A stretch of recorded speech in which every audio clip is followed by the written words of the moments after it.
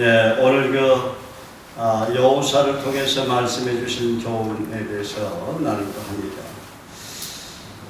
합니다. 우리가 잘 알듯이 여호수아서는 모세 후계자인 여호수아가 이스라엘 백성을 인솔하고 요단강을 건너가서 약속의 땅 가나안 33개성을 정복하고 하나님께 주신 영토를 각 지파 백성들에게 분배함으로써 하나님께서 아브라함을 통해 이스라엘 백성들에게 주시기로 약속하셨던 내용들을 순서해가는 일련의 기억을 기록한 책입니다. 따라서 여호수아서는 오늘날 이 땅에서 하나님 나라를 건설하고 확장시켜 나가야 사명을 부여받은 우리 그리스도인들에게 하나님께서 온 모델을 제시해준다고 할 수가 있습니다. 여호수아에서 나타난 하나님의 섭리는 무엇일까요? 하나님은 오늘날 모세의 후계자로 여호수아를 세우시고 여호수아로 하여금 가나안 족속들을 모조리 진멸하도록 명령하십니다. 우리가 여호수아의 가나안 정복 전쟁을 보면 하나님의 사랑의 성품과 너무 배치되는 것이 아닌가, 어떻게 보면 잔인한 홀리워, 이 성전과 같은 전쟁이 아닌가 생각할 수도 있습니다. 그러나 하나님은 이 전쟁을 통해서 죄를 철저하게 진멸하시길 원하시는 거룩하신 하나님의 뜻과 의지를 분명하게 확인시켜 주시는 것을 볼 수가 있습니다. 뿐만 아니라 이러한 거룩한 전쟁은 오늘날 우리 그리스도인들이 죄악된 세상을 살아가면서 어떤 자세로 죄와 싸워야 할지 그 기준을 분명히 우리에게 제시해주고 있습니다. 본서의 배경과 무대를 잠시 살펴보면 광야 생활의 마지막 체류지 모압 평원을 기점으로 요단강, 길갈, 정복 전쟁의 첫 전투지인 가나안 중부 여리고와 아이성과 또한 여호수아가 정복한 가나안 남부와 북부 지방의 여러 도시들과 가나안 영토 분배 시 이스라엘 백성이 집합일로 할당받은 여러 도시를 배경으로 하고 있습니다. 그렇다면 여호수아 1장을 통해서 말씀하시는 교훈은 무엇인지 우리 한번 살펴보면 은혜를 받고자 합니다. 첫째, 우리가 1절에 보면 여호와의 종 모세가 죽은 후에 여호와께서 모세 수종자 눈의 아들 여호수아에게 말씀하시되 말씀이 나오죠. 그지 않아요? 하나님은 사람을 세워서 말씀하신 약속을 계승하신다는 것입니다. 따라서 하나님은 사람을 세워 약속을 계승하십니다. 우리가 창세기 12장을 돌아가면 하나님은 오늘 아브라함을 불러서 선민 이스라엘 민족의 조상으로 세우시고 또 아브라함을 통해서 천한 만민이 복을 받게 될 것이라 약속을 하셨죠. 그 아브라함은 이삭을 낳고 이삭은 야곱을 낳고 야곱은 12명의 아들을 낳았지만 애굽의 총리 대신 요셉을 제하고는 지도자로 세울 만한 마땅한 인물이 없었습니다. 그러다가 오랜 세월이 지나서 모세를 통해서 출애굽 시대를 여시고 모세의 후계자 여호수아를 불러서 이스라엘의 지도자로 지금 세우십니다. 하나님은 모세를 세우시기까지 과거의 아브라함을 통해서 내 후손이 이방이 계기되어서 몇 년 동안 종로를 했다고요? 430년 동안 종노릇하며 그들을 섬기게 될 것이라고 예언하셨습니다. 참 430년이라는 기간은 참 짧은 게 아니에요. 그죠? 굉장히 오랜 세월인데 430년이라는 긴 세월은 하나님에게는 어떤 세월이었을까요? 고통을 인내해야만 하는 시간이었다. 그래서 우리가 기도응답을 오랫동안 받지 못하는 경우는 하나님은 그 가운데서 우리를 위해서 기도하시고 뭔가 하나님께서 내게 바라는 것이 있다 하는 게 원하는 것이 계시다. 그런데 하나님도 나와 함께 눈물을 흘리며 고통을 받으신다는 것을 우리가 알아야 할 것입니다. 자신의 백성으로 선택해서 부르신 하나님이 우상을 숭배하는 애굽의 노예로 허락하셨다는 것을 어떻게 생각하십니까? 430년이라는 오랜 세월 동안 그들의 고통을 예면하신 가운데 어리신 것 같은 하나님 아버지의 마음이 어떤 마음인지 여러분 이해할 수 있겠습니까? 그만큼 인간이 죄를 깨닫고 회개함으로 심령이 가난한 마음으로 하나님 앞에 바로 서면서 삼지를 정복하기까지는 아주 오랜 세월이 걸린다는 거예요. 하나님은 오랜 세월 동안 이방인들의 노예가 되어 고통받는 자신의 백성을 향해 어떤 마음을 가슴에 품고 계셨다고 말씀합니까? 성경은 이렇게 생각하셨겠습니까? 너희들 고생들 좀 해봐라. 이 원맛을 봐야 정신 차릴 거다. 이 폐역한 이스라엘아, 그렇게 조소하셨겠습니까? 신의 산에서 떨기나무 불 가운데 임하신 하나님은 출애굽기 3장 6절에 이렇게 말씀하셨습니다. 또 이르시되 나는 내 조상의 하나님이니 아브라함의 하나님, 이삭의 하나님, 야곱의 하나님. 모세가 하나님 배웠기를 두려워하여 얼굴을 가리우며 여호와께서 가라사대 내가 애굽에 있는 내 백성의 고통을 정령히 보고 그들이 그 간역자로 인하여 부르짖음을 듣고 그 우고를 알고. 여러분, 우리가 이 말씀을 통해서 무엇을 깨달을 수가 있습니까? 하나님은 모세에게 다음과 같이 말씀하십니다. 나는 내 백성의 고통을 보고 있다는 게 저와 여러분의 고통을 보고 있다 그 말입니다. 할렐루야. 나는 너의 울부짖음을 듣고 있다. 나는 너희들의 울부짖음을 듣고 있다. 나는 너의 슬픔을 안다 그 말. 나는 내 백성의 고통을 보고 있다. 나는 너의 울부짖음을 듣고 있다. 나는 너의 슬픔을 안다. 여러분, 하나님이 내 고통과 내 울부짖음과 내 슬픔을 모르는 것 아니다. 그분은 내 고통과 울부짖음을 알고 있습니다. 나보다도 잘 알고 계십니다. 그렇다면 왜 그분께서 오랜 세월 동안 침묵을 하고 계셨겠습니까? 거기 어떤 이유가 있습니까? 여러분, 우리가 여기서 한 가지 좀 배워야 할 것이 있어요. 깨달아야 할 것이 있어요. 뭐냐면은 내 고통을 내 관점이 아니라 하나님의 관점에서 바라보고 해석하는 성령의 지혜가 필요한 거예요. 그걸 깨달아는 거예요. 내 부르짖음을 내 관점이 아니라 하나님의 관점에서 해석하는 지혜가 필요하다는 겁니다. 내 애통을 내 관점이 아니라 기도하면서 하나님의 관점에서 바라보고 재해석하는 그런 성령의 지혜가 필요하다는 겁니다. 여러분이 받는 고통의 시간을 그 고통만 생각하면 무엇이 남을까요? 슬픔과 원망만 남게 된다.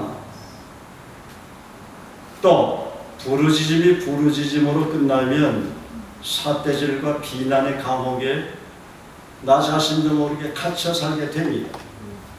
애통이 애통으로만 머무르면 무기력이라는 질병의 늪에 빠지게 되는 것입니다. 조금 전에도 제가 말씀드렸지만 430년 동안 누가 더 고통받았다고 생각합니까?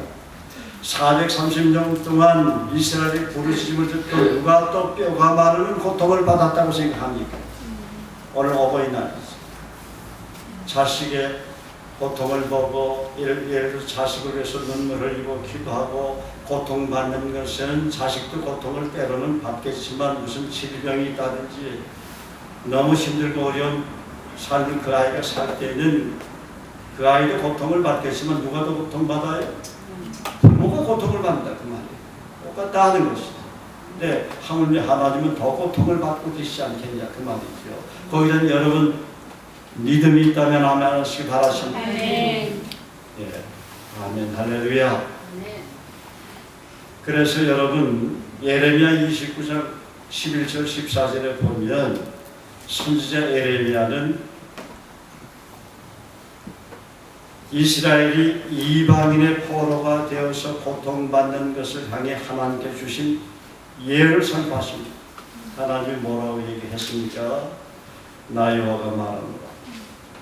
너희를 향한 나의 생각은 내가 하나니 재앙이 아니라 곧 평안이요 너희 장래에 소망을 주려 하는 생각이라. 이 말씀을 정말 믿느냐 하는 거예요. 정말 이 말씀을 믿느냐?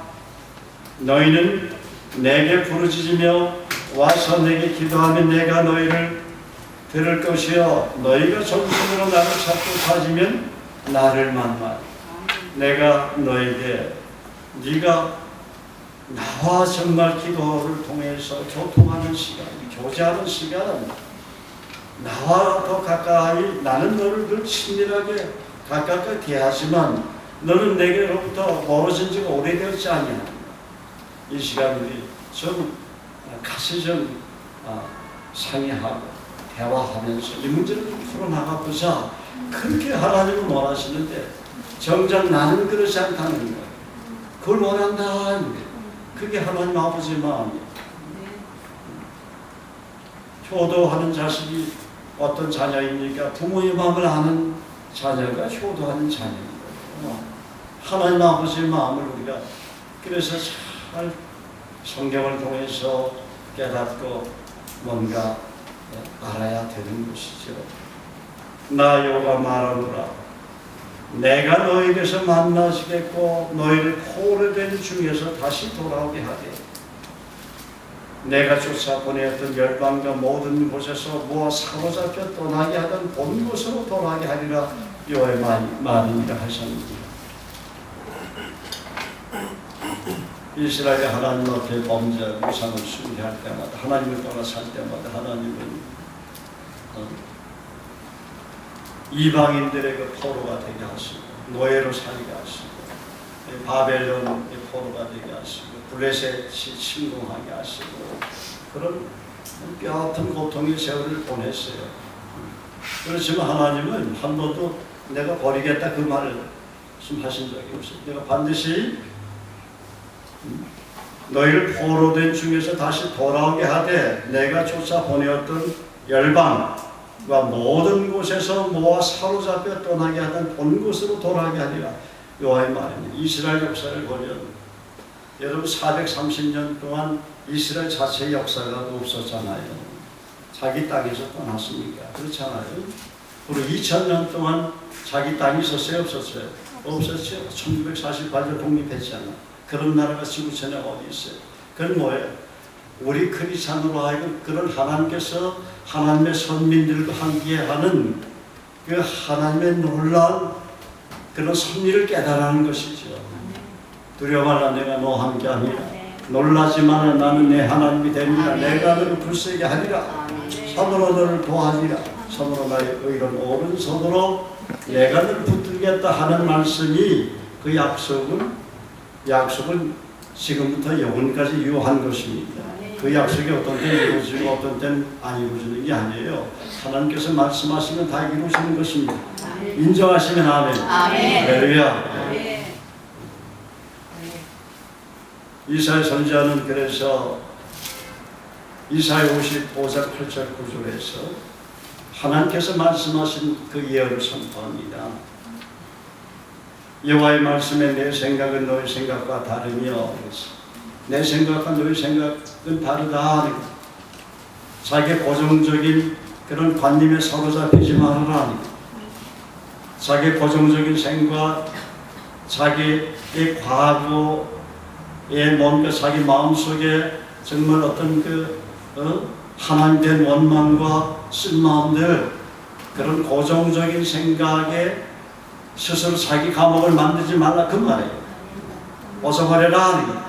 나를 바라보고 내가 너에게 말한 그 약속 성경을 통해서 말했던 그 약속을 바라보라는 게 그 약속을 믿으라는 거예요. 내 생각은 너희 생각과 달라. 내 길은 너희 길과 다르다. 하늘이 땅보다 높은 같이 내 길은 너희 길보다 높다 하는 거예요. 내 생각은 너희 생각보다 높다 하는 거예요. 이걸 정말 믿느냐는 거예요. 정말 믿느냐 하는 그 믿음을 그래서 요구하는 거예요. 우리가 성경을 읽다 보면 참 그 말씀을 다 믿는다는 것이 실로 사실은 쉽지 않아요. 어렵습니다. 그렇지만 하나님은 단순한 어린아이 같은 믿음을 요구한다는 거예요. 이 말씀 정말 믿느냐? 내가 창세기에서도 이렇게 얘기한 거 믿느냐? 내가 출애굽기에서도 너에게 이런 말 한 거 믿느냐? 레위기에서 너에게 말한 거 믿느냐? 민수기에서 내가 너에게 말한 거 믿느냐? 신명기에서 내가 너에게 말한 거 믿느냐? 여호수아서에서 내가 너에게 말한 거 믿느냐? 룻기에서 내가 너에게 말한 거 믿느냐? 사무엘상에서 내가 너에게 말한 거 믿느냐?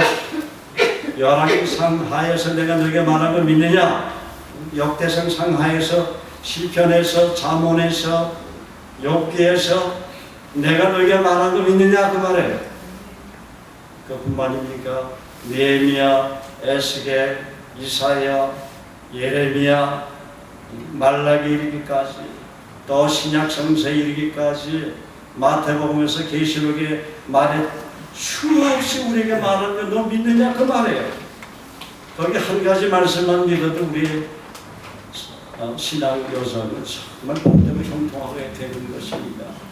배 오른편에 그물을 우리는 던질 수 있잖아요. 우리가 주님 안에 있고 성령께서 우리 안에 있으니까 우리의 위치는 항상 배 오른편 아닙니까? 그러니까 만선을 거두는 거 아니에요. 그건 믿느냐 아니에요. 내가 너와 함께 있고 내가 항상 만선을 거두도록 내가 도와주고 내가 너와 함께 있다는 것을 믿느냐? 각양서 오는 사혼전한 성들이 빗길에 아버지께로 내려오나니 그는 변함도 없으시고 회전함도 그림자도 없다는 것을 믿느냐? 나의 하나님이 그리스도 예수 안에서 영광 가운데 그 풍성한 대로 너의 모든 쓸 것을 채워준다는 사실을 믿느냐? 예수가 찔리면 나의 허물을 인함이고 예수가 상하면 너의 죄악을 인함이고 예수가 징계를 받음으로 내가 평화를 누리고 예수가 채찍에 맞으면 내 모든 병이 치료됐다는 나 요한은 치료하는 하나님이라는 것을 믿느냐? 아멘. 내 이름을 경외하는 너에게는 의로운 해가 떠올라서 치료하는 광선을 바르니 너희가 나와서 외양간이나 송아지 같은 자들을 믿느냐? 아멘. 내 자녀에게는 내국에 질병을 하나도 내리지 않겠다는 그 사실을 믿느냐? 아멘. 수없이 우리에게 말씀하셨습니다. 시편 120편 낭송한 거 믿느냐? 그 믿음이 그렇게 살아야지. 시편 23편에 말씀한 거 믿느냐? 시편 1편에 내가 너에게 말한 거 믿느냐? 시편 103편에 내가 말한 거 믿느냐? 시편 90편에서 내가 약속한 거 믿느냐? 정말 기가 따가울 정도로 계속해서 반복해서 수없이 성경 66권 중에서 말씀하세요. 그 믿느냐? 믿느냐? 그래서 주님은 우리에게 단순한 믿음을 요구하고 있는 것입니다. 하나님 말씀을 믿느냐? 내가 외국 사람들에게 복음을 전하고 양육할 때 하나님 보이나요? 보이냐? 애들이 뭐 어리니까 안 보이는데 너 성령님 보여? 안 보여요. 그럼 예수님 보이니? 안 보여요. 근데 우리 친구를 만난 적이 있대요. 어쩌다가 꿈에 한번 나타나. 어쩌다가 환상으로 한번 보여. 근데 맨날 예수님 보여달라고 왜 기도해?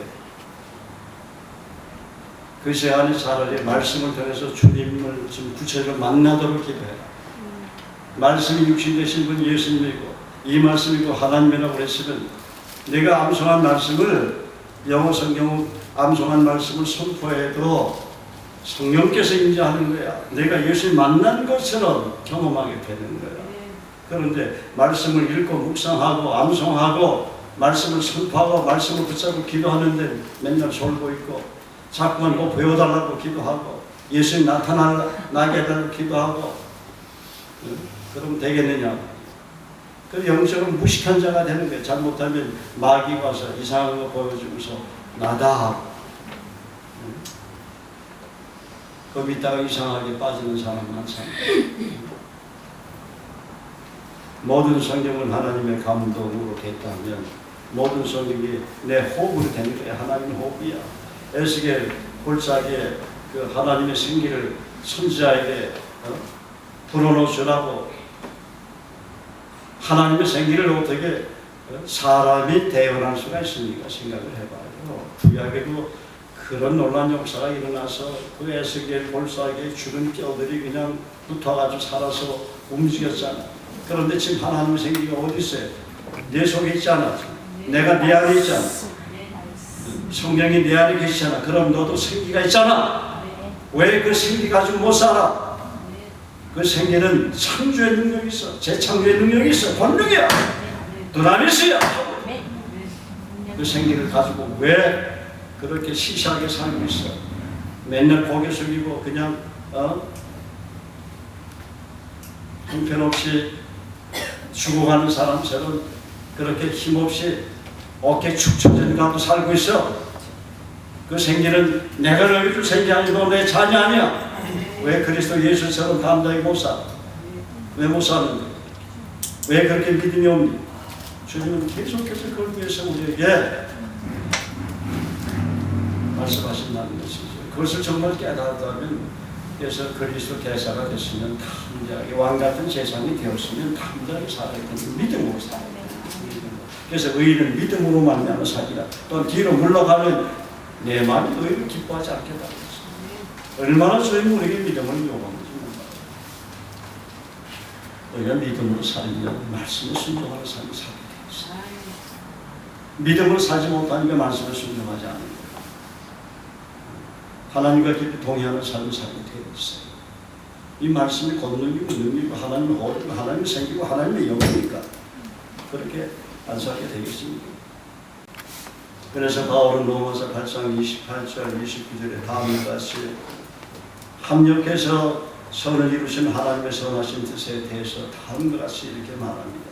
우리가 알거니와 하나님을 사랑하는 자, 그 뜻대로 부르심을 입은 자들에게 모든 것이 합력하여 선을 이루고, 왜 이렇게 해주느냐? 주님, 모든 것이 합력하여 선을 이루도록 우리 과거를 돌아보면 그럴 때가 참 많았잖아요. 왜 그렇게 해주느냐? 한 가지 이유가 있다고 바울 사도가 얘기했어요. 29절 답이만. 그 이유가 뭡니까? 모든 것이 합력하여 선을 이루게 하신 하나님의 뜻이 뭐예요?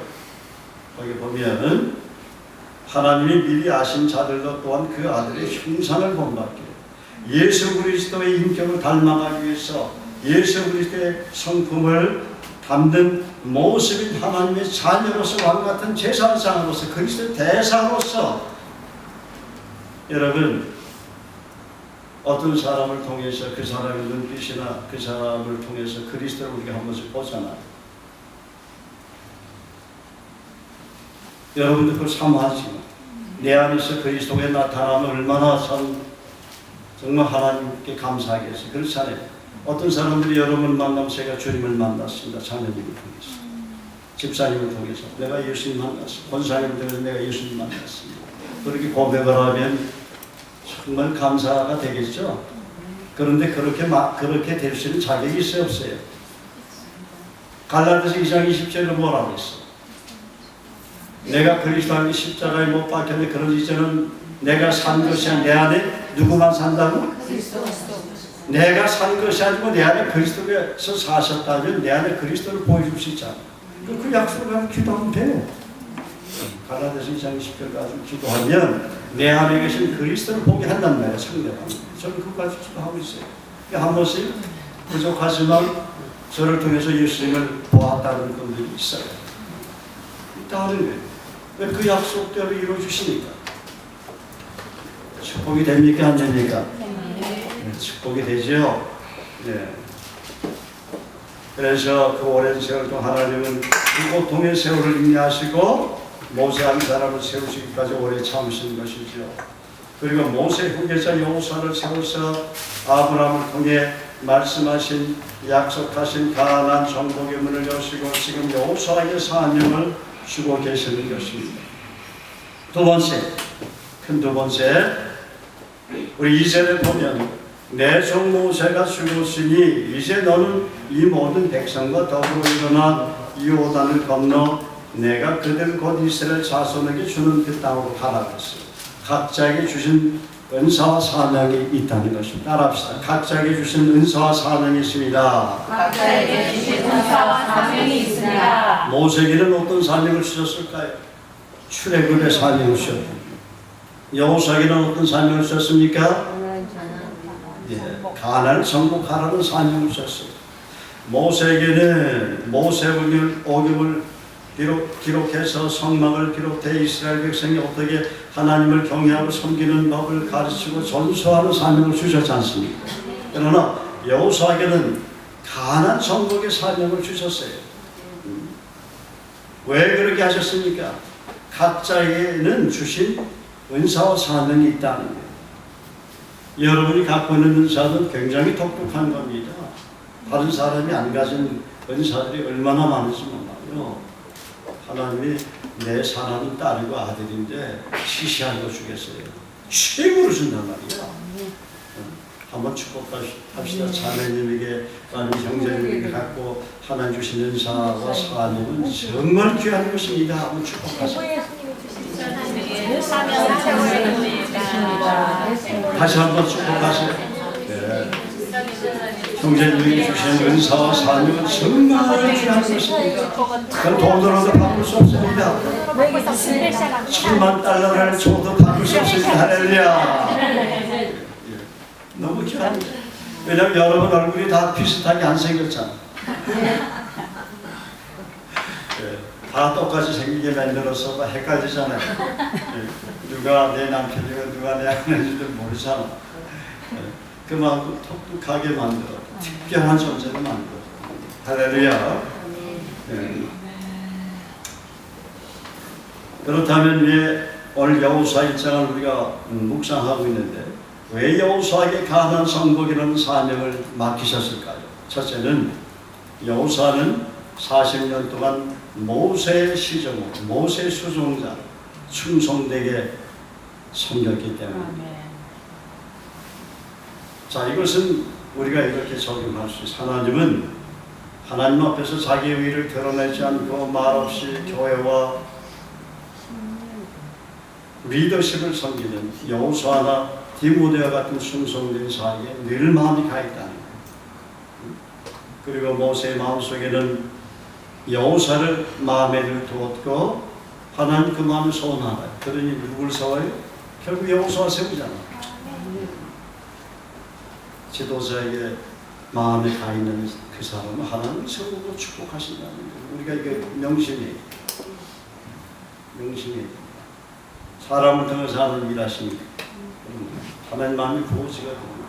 지도자가 사람을 세울 때는 기도하면서 금식하면서 예수님의 밤새도록 12제자 세우기까지 그동안 관찰을 많이 하셨어요. 그러면서도 주님도 기도하면서 명확하게 송구하는 게 응답받고 세운 거예요. 12명의 제자들. 그렇죠? 여호수아를 모세는 마음에 두었다 하는 거예요. 정말 누구를 이스라엘 자기 지도자로 세울지 기도하며 고민해 왔다는 거예요. 그래서 구약 시대에는 신본주의로 살았지요. 영적인 데모크라시, 민주주의는 뭐예요? 신본주의예요. 하나님이 아브라함을 세우고, 하나님이 노아를 세우고, 하나님이 이삭을 세우고, 야곱을 세우고, 다윗을 세우듯이 하나님께서 세워 주셔야 되는 것입니다. 그것이 바로 사람이 세운 사울하고는 비례죠. 아무리 이스라엘 백성이 사울을 세워달라고 박수를 치고 환영했지만 결국 왕의 자리에서 그냥 비참하게 물러나게 됐잖아요. 악신까지 들리고 하나님의 세워야 되는데 근데 신약시대는 성령이 우리 안에 계시므로 성령을 모신 지도자를 통해서 사람을 세우는 것입니다. 믿습니까? 그걸 믿어야 돼요. 그래서 제가 여러분에게 말씀드립니다. 여러분을 도와주는 리더와 가까이 하시길 주여 여러분 축복합니다. 그분이 여러분을 위해서 눈물 흘리며 기도하고 있는 거예요. 너희를 가르치는 자와 모든 좋은 것을 함께 하라. 그래야 복을 받는 거예요. 하나님, 저는 하나님과는 참 친한데 그 형제하고 친하지 않아. 그건 있을 수 없다.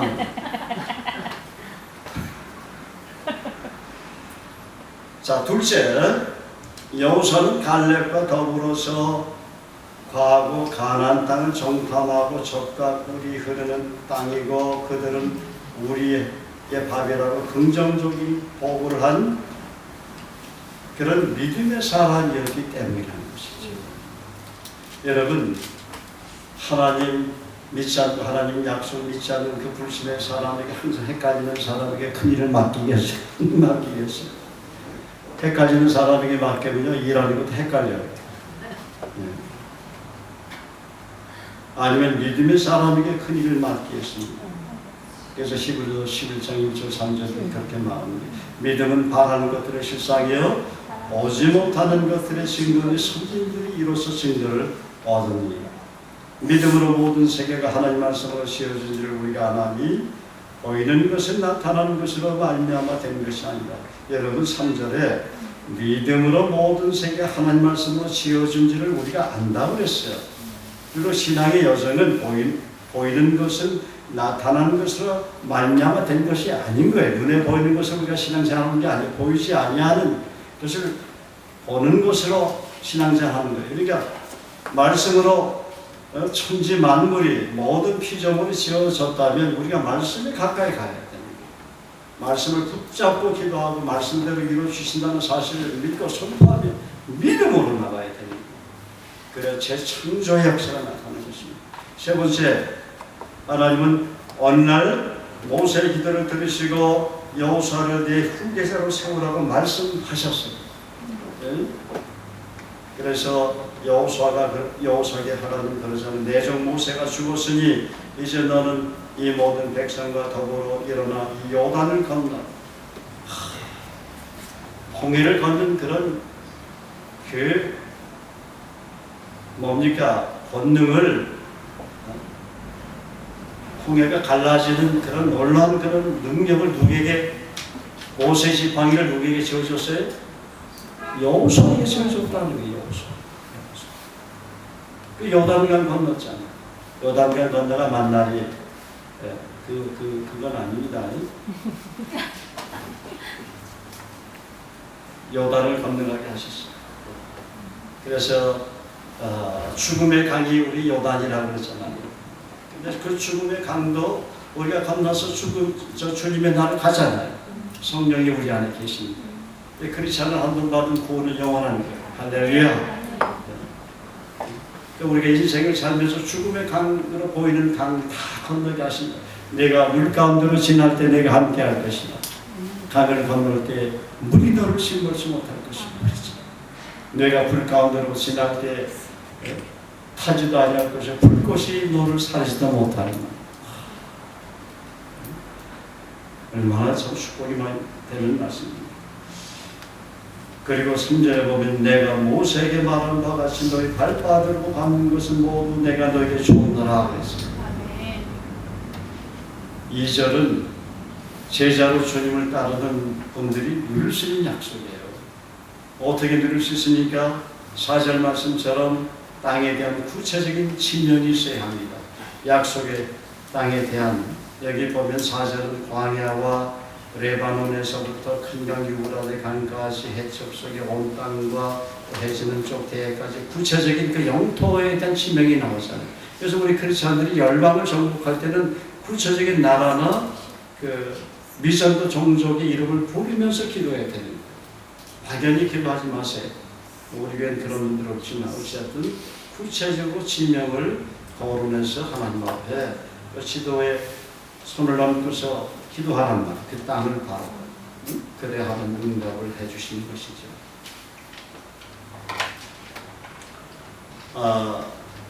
저는 개인적으로 좀 축복이 되는 것은 여호수아 1장 5절에서 9절은 오래전에 제게 주신 약속인데 제가 아침에 일어날 때면 항상 주님이 이 말씀을 들려주면서 저를 깨웠어요. 잠에서. 날마다 그랬어요. 날마다. 거의 매일. 처음에는 제가 의아했어요. 왜냐하면 과거 내가 평신도 시절에 여호수아 팀이었거든. 그 여호수아 그룹 리더를 했기 때문에 그런가? 아니면 이 말씀을 좋아해서 그런가? 그러면서 이 말씀이 7, 8년 동안 아침마다 속삭이듯이 저를 깨우는 말씀으로 들려오는 것을 자연스럽게 이제 암송하게 되었어요. 지금 생각하면 오래전에 주님은 제게 이 약속을 주셨어요. 1991년도 겨울에, 그런데 1991년도 겨울에 형제들과 여기 올림픽 공원에서 40일 동안 아침에 큐티를 했거든요. 근데 그때 내가 큐티하는 가운데 직접 하나님 음성을 들은 말씀이 있어요. 오늘 큐티하는데 내가 너에게 무엇을 줄까? 근데 솔로몬이 기억이 안 나더라고요. 나 너무 감격해가지고 내 입에서 순간적으로 튀어나온 말씀이 뭐겠어요? 내가 평소 주장의 약속이 이사야 45장 1절 7절의 약속을 주십시오. 이루어집지 않을까 아니다. 이사야 43장 1절에서 7절이다. 그 나중에 알고 보니까 이사야 45장 14절은 결론적인 말씀입니다. 이사야 45장 14절 약속이 어떻게 구체적으로 이루어지는 것이 이사야 43장 1절에서 7절이야. 근데 저는 그 약속이 사로잡혀 있기 때문에 여호수아 1장 5절의 구절을 저리 가라 했어. 제껴놨단 말이죠. 날마다 아침마다 저를 깨우듯이, 깨울 때는 항상 이 말씀으로 저를 깨우시는 거예요. 그래서 그 약속을 이제 계속해서 이제 어느 날 깨닫고 주장하게 됐죠. 어쨌든 이 약속을 여러분도 주장하면 여러분 것이 되는 거예요. 이 약속은 그게 약속입니다. 그러니까 여러분이 제일 먼저 누릴 수 있는 거예요. 여호수아 1장 5절 9절이나 이사야 43장 1절 7절 여러분이 다 누릴 수 있어요. 할렐루야. 아멘. 네. 창세기 12장 2절 3절 창세기 22장 17절 18절 여러분 다 누릴 수 있어요. 믿으시기 바랍니다. 아멘. 자, 그렇다면 우리가 이 약속을 구체적으로 어떻게 적용을 해야 되느냐? 5절을 보면 다 같이 읽어볼까요? 시작.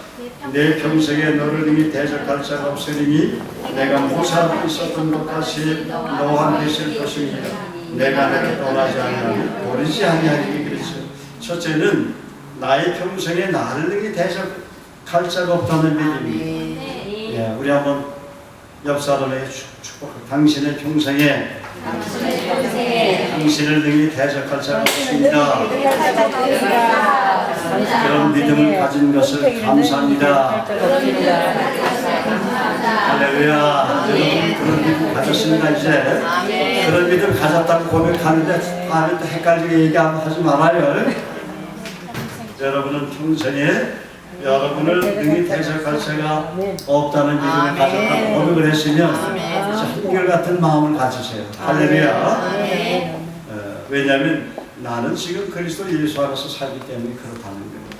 주님께서 십자가에서 다 이루었다고 고백하셨으므로 이미 대속임을 우리는 얻었어요. 주님이 다 승리해 주셨잖아요. 그래서 우리 그리스도인들은 로마서 3장 23절 24절과 갈라디아서 2장 20절 말씀 속에 감수하신 놀라운 은혜와 축복을 누릴 수 있는 사람들이 이미 되었다. 둘째는 주님께서 모세와 함께 있었던 것 같이 나와 함께 계시기 때문이라. 나는 이미 그리스도 안에 속했기 때문에 이삭처럼 하나님의 모든 약속을 누릴 수 있는 영적인 장자가 되었다고 사도 바울은 갈라디아서에 고백을 합니까? 고백을 하지 않습니까? 고백하고 있죠?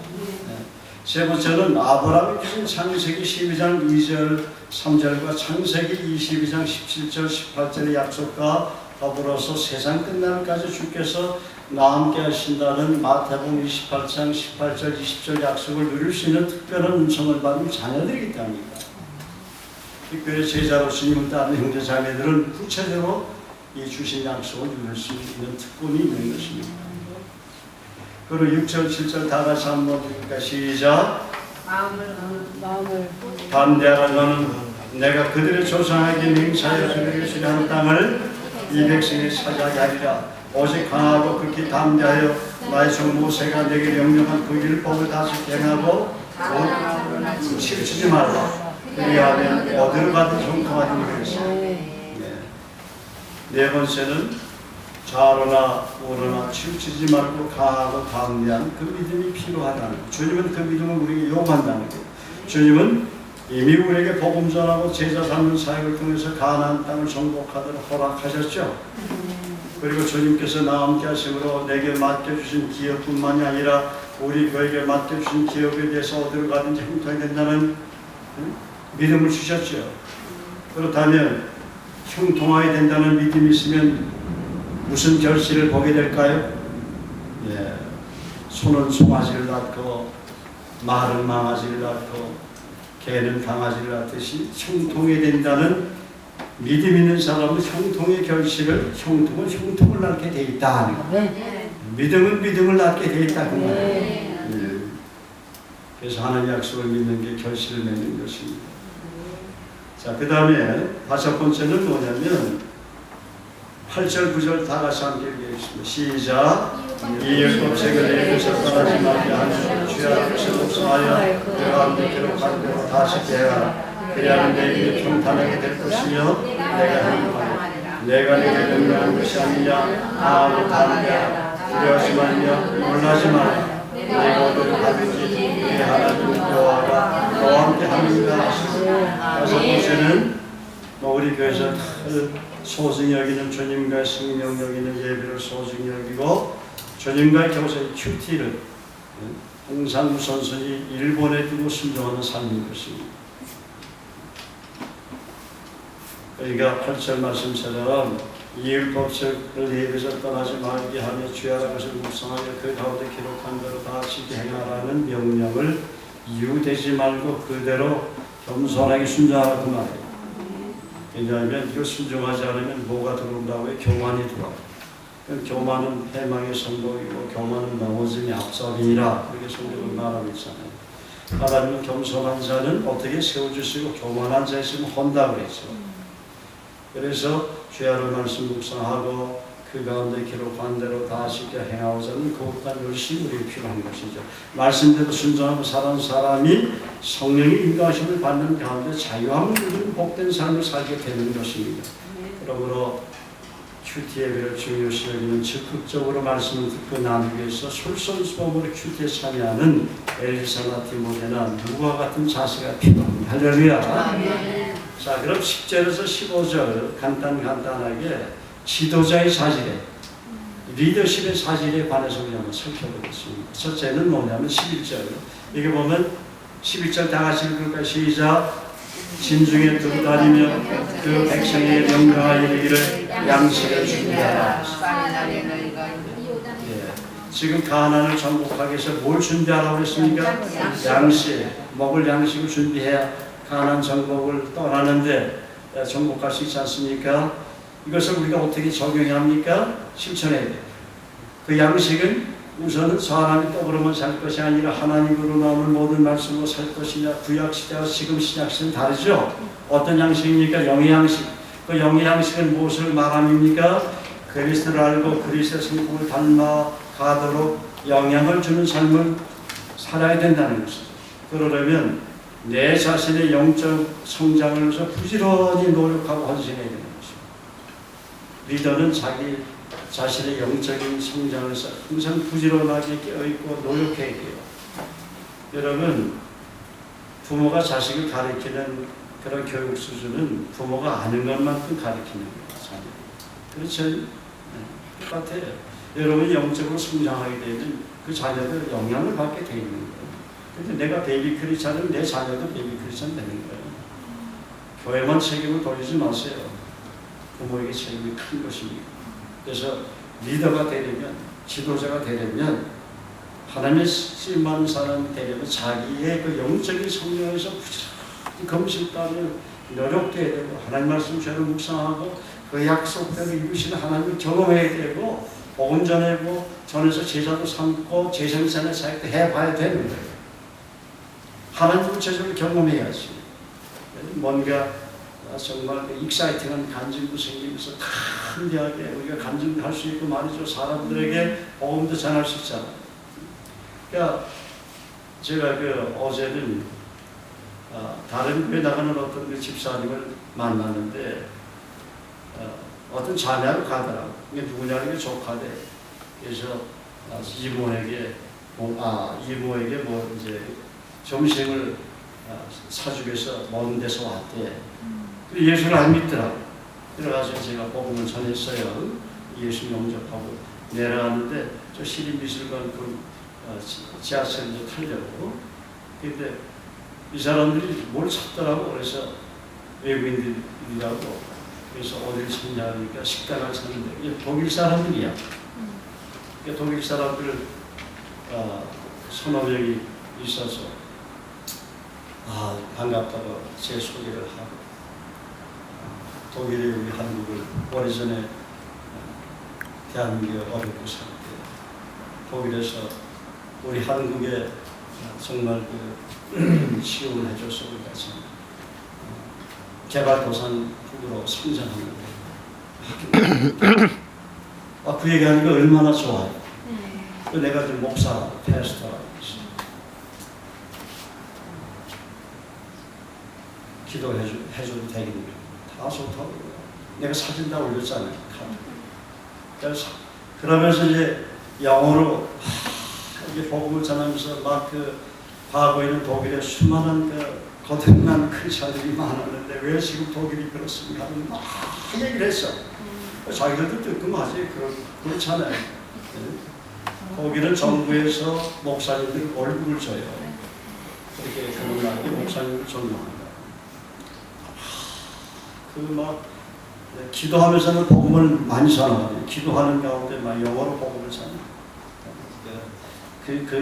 뭐 필리핀 사람이든 미국 사람이든 독일 사람이든 유럽 사람이든 영국 사람이든 간에 그 나라를 어느 정도 우리가 알잖아. 상식이 있으니까. 그러니까 이 사람들의 기도를 내가 해주고 하니까 얼굴이 그 사진이 너무나 밝죠. 나보러 너무 고맙다고. 여기서 우리 동에는 한국인 식당을 참는 거예요. 불고기 백반을 한번 먹고 싶은가 봐. 그래서 그거 먹으려면 저 멕시코 뒤쪽에 그 신세계백화점 그쪽으로 가야 됩니다. 가르쳐줬어. 그리고 사진 한 장 찍자. 자 보세요.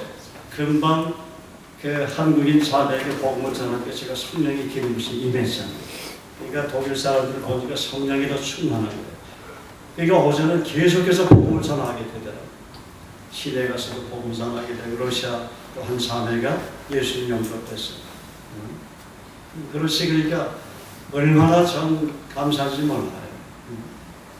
그래서 이 영의 양식, 우리가 복음 전하는 것도 뭐예요? 복음 전하기 위해서 하는 말씀 암송해야 되잖아요. 전도에 대한 그런 말씀들을 암송해 복음 전할 수 있지. 양식을 항상 예배하는 삶을 우리가 살아야 돼요. 그리고 우리 교회에서 형제 자매를 효과적으로 돕고 있는 양육과 훈련의 단계에 적극적으로 들여져야 되는 거예요. 우리 교회는 기초 양육 과정이 있고 확립 과정이 있고 또 무장 과정에서 배우 훈련하는 과정이 있고 섬기는 종의 리더십의 삶을 살기 위해서 훈련하는 과정이 있잖아요. 이 다양한 프로그램이 있는데 이 다양한 과정을 배우고 학습하고 훈련하는 과정을 계속해서 반복해서 해야 거룩한 열매를 얻게 됩니다. 두 번째, 가나안 땅을 하나님께서 이미 주셨다는 확고한 믿음을 가지고 내게 주신 가나안에 대한 구체적인 비전과 꿈을 꾸는 가운데 실현하고자 하는 거룩한 열망과 열심히 있어야 합니다. 오늘 우리 찬양대가 이 산지를 내게 주서 그랬잖아요. 그러면 여러분이 기도하는 땅이 있을 거 아니에요. 보수면 보수, 뭐 아프리카면 아프리카, 아시아면 아시아, 뭐 그 땅을 이미 주셨다는 그 믿음을 갖고 있어라 하는 거예요. 그게 참 중요하다. 그 다음에 세 번째는 아까도 말씀드렸지만 여기 그 지파를 쭉 소개하죠. 그죠? 그리고 14절에 보면 너희 처자와 같이는 모세가 너에게 준 요단 이쪽 땅에 머무르니와 너희 모든 용사들은 무장하고 너희 형제보다 앞서 건너가며 그들을 돕되 그러죠. 매겨주시는 저 사명에 대한 명확한 확신을 갖고 주님 섬겨야 된다는 것입니다. 각 지파에게 맡겨진 사명과 기업이 있잖아요. 왜 지파에게 맡겨진 사명이 있고 다른 지파에게 맡겨진 사명이 있지. 또 다섯 번째는 13절에 보면 여호와의 종 모세가 너에게 명령하여 이르기를 너희 하나님 여호와께서 너에게 안식을 주시며 이 땅을 너에게 주시라 하였나니 너희는 그 말을 기억하라. 다섯 번째는 기업을 정복하게 된다는 약속이 반드시 이루어진다는 믿음과 최종적인 승리와 더불어 안식하게 해주신다는 하나님에 대한 견고한 신뢰가 필요합니다.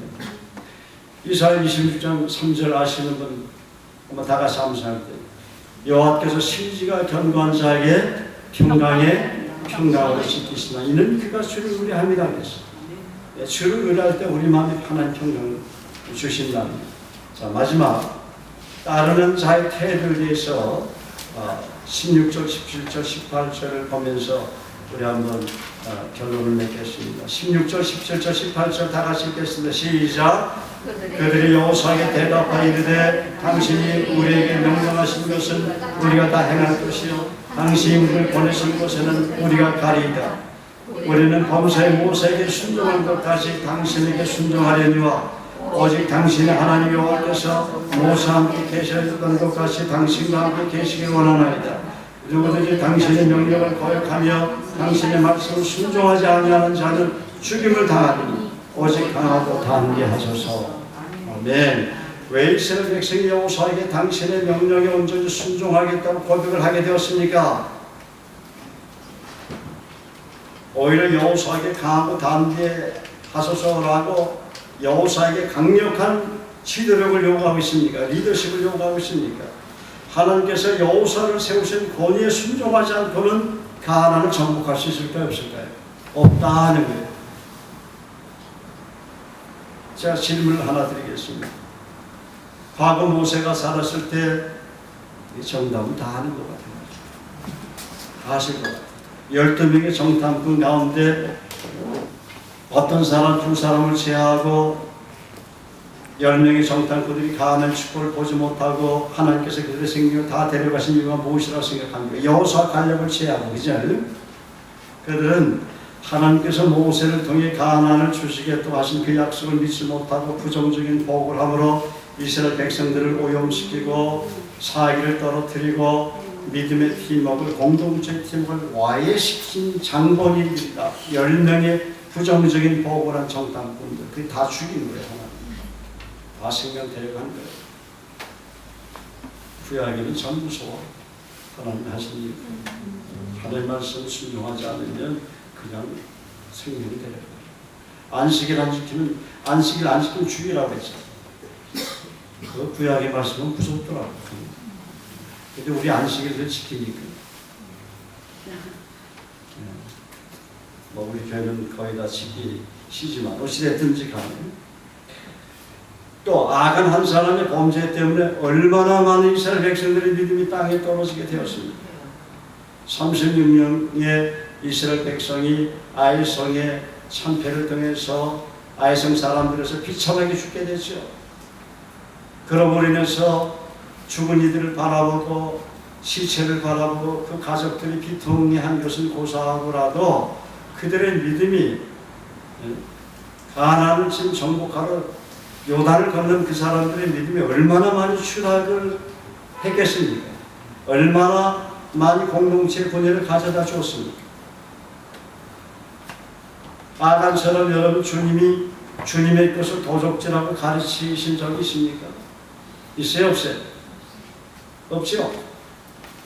이스라엘에게 부정적인 생각을 하라고 가르친 적이 있습니까? 없잖아요. 하나님이 말한 약속을 너 한번 의심해 보라고 말씀하신 적이 있어요? 없어요? 없잖아요. 오히려 성경은 믿음으로 쫓아하지 않는 것은 죄고 선한 것을 알고 행치 않는 것은 죄라고 가르치고 있지 않습니까? 여러분, 선이 뭐예요?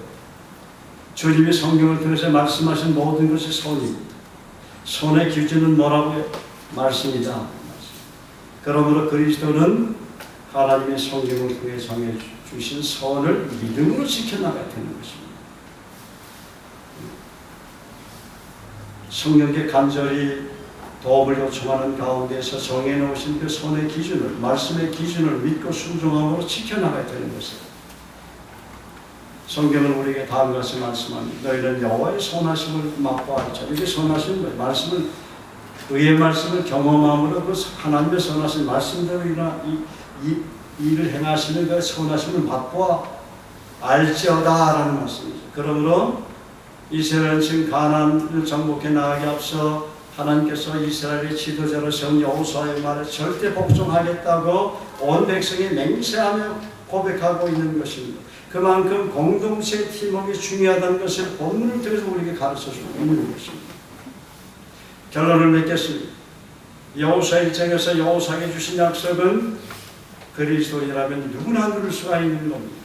중요한 것은 이 약속을 그대로 믿고 기도하며 주장하는 삶을 사느냐 하는 것입니다. 그리고 영적인 성장과 성숙을 위해서 노력하면서 공동체와 교회와 온전히 팀워크를 할 때 성령께서 약속하신 말씀이 이루어지도록 큰 은혜를 베풀어 주신다는 것입니다. 왜냐하면 그리스도는 교회 머리이기 때문에 교회 안에서 팀워크가 얼마나 중요한지 몰라요. 그리스도는 가나안을 정복하고자 하는 비전과 믿음, 다시 말하면 열방을 얻고자 하는 굳건한 믿음을 가지고 살아야 되는 것입니다. 그럴 때 열방을 복음으로 정복해 나갈 수가 있는 것입니다. 여호수아에게 주신 약속은 지금 우리에게도 유효합니다. 또 우리 교회에 주신 약속이기도 합니다. 여호수아 1장의 약속을 통해서 우리에게 맡겨주신 열방을 복음의 기업으로 정복해 나가는 큰 은혜를 평생 동안 누리시기를 예수 그리스도의 이름으로 간절히 축복합니다. 아멘. 아멘. 아멘. 우리 하나님께 정말 열방을 우리의 기업으로 복음의 기업으로 주신 하나님께 감사와 찬양과 영광의 박수 올려드립니다. 내게 구하라 내가 열방을 주시고 2편 8절 말씀은 하나님이 우리 그리스도인들이 우리 교회 주신 약속이니까 이 약속을 부지런히 주장하고 그대로 이루어달라고 기도할 하나님 이루시는 것이죠. 할렐루야. 자, 그러면 25장